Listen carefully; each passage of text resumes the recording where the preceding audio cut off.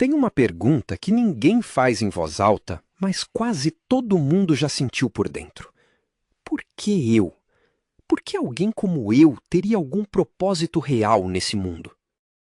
A maioria das pessoas responde essa pergunta com silêncio, ou pior, com conformidade. Aceitam que são comuns, que propósito é coisa de gente especial, de gente escolhida desde o berço. Mas e se essa ideia estiver completamente errada? E se a separação não for sobre ser especial por natureza, mas sobre ser chamado por escolha?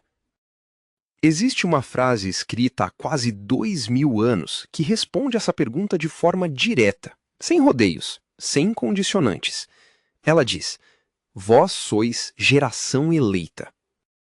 Primeira carta de Pedro, capítulo 2, versículo 9.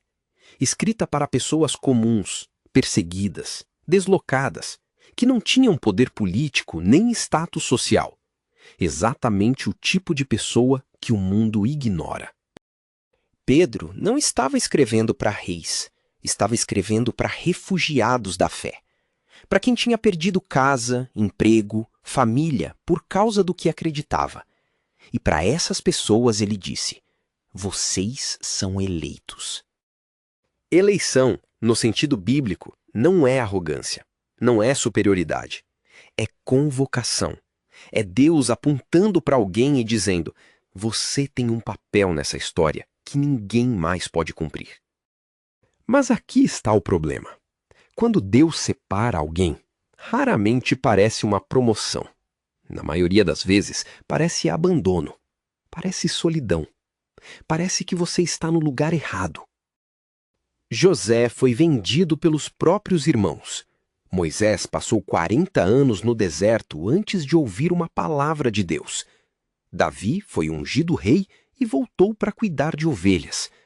A separação divina quase nunca começa com aplausos. Isso levanta uma tensão real. Se Deus te escolheu, por que o caminho parece tão difícil? Por que a separação dói tanto? A resposta está no que a eleição realmente significa. Ser eleito não é ser poupado, é ser formado. Há uma diferença enorme entre as duas coisas. Poupar é proteger de tudo. Formar é colocar dentro do fogo até que o que é impuro saia. O próprio Pedro entendeu isso da forma mais dura. Ele negou Jesus 3 vezes. 3 vezes! E ainda assim foi escolhido para escrever sobre geração eleita.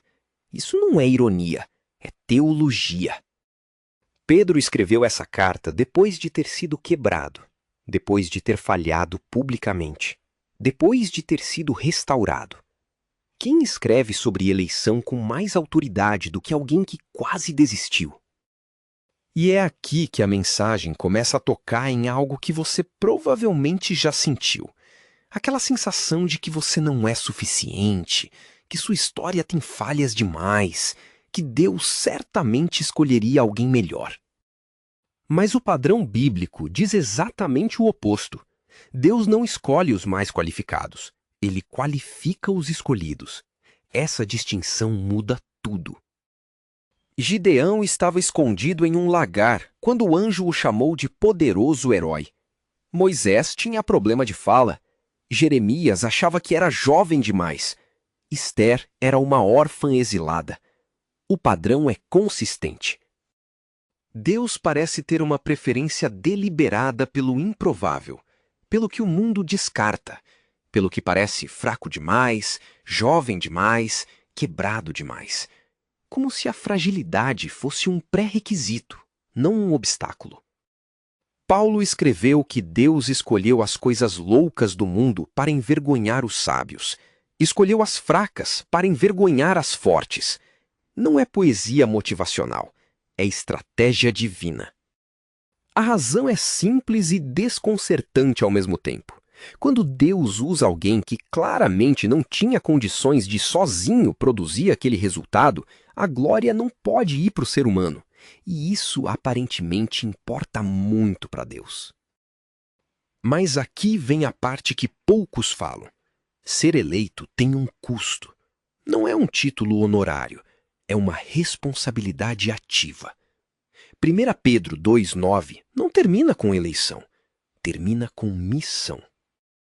O versículo diz: povo de propriedade exclusiva de Deus, para que proclameis as virtudes daquele que vos chamou das trevas para a sua luz maravilhosa. Eleição e proclamação são inseparáveis. Isso significa que a separação que Deus opera na sua vida não é para te isolar do mundo, é para te posicionar dentro dele com uma perspectiva diferente, com uma mensagem que veio de dentro do fogo. E é aqui que a identidade entra, porque você não pode proclamar o que você não viveu. Não pode falar de luz quem nunca admitiu que estava no escuro. A autenticidade é o que transforma uma mensagem em testemunho. Existe uma diferença entre saber que você é eleito e viver como eleito. Muita gente ouviu a mensagem. Poucos mudaram a postura.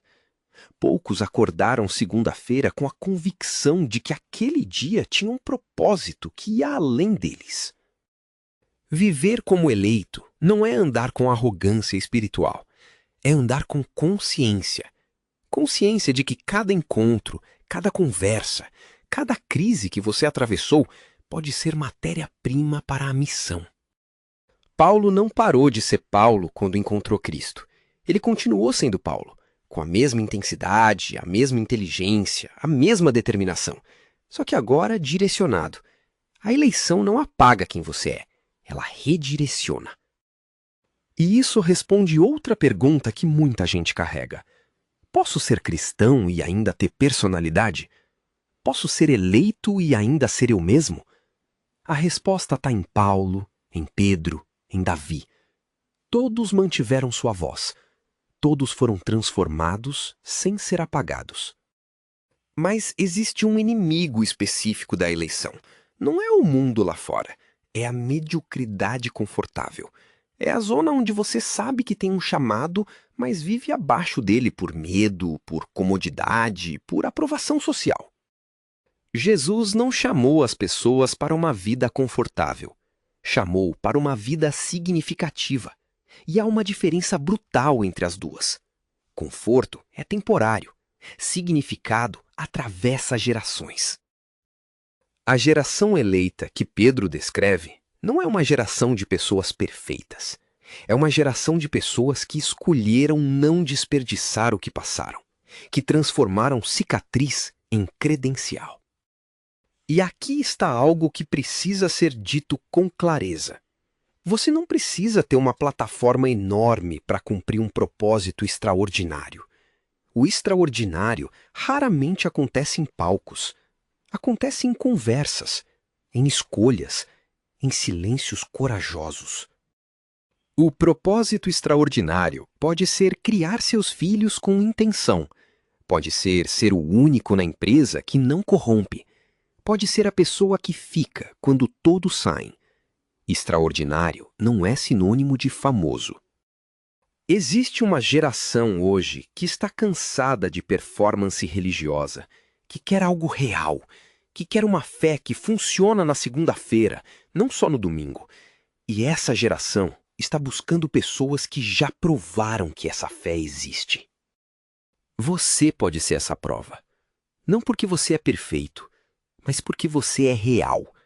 Porque você continuou quando tinha razão suficiente para parar. Isso é testemunho. Isso é o que a eleição produz. 1 Pedro 2,9 não é um versículo para ser bordado em almofada.